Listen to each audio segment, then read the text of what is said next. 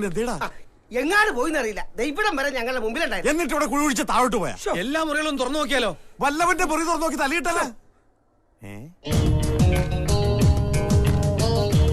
ഇത് അവന്റെ കയ്യിലുണ്ടായിരുന്ന പൂവല്ലേ? അവന്റെ അമ്മായിയമ്മടെ പൂ. അവൻ ഇതിനകത്തുണ്ട്.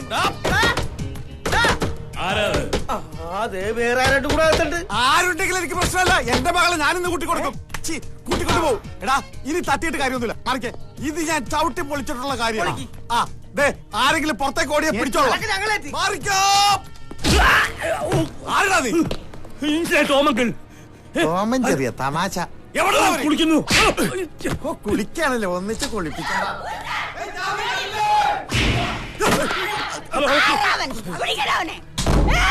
സെക്യൂരിറ്റി, ഞാൻ ടോമങ്കിൾ. എന്റെ മുറി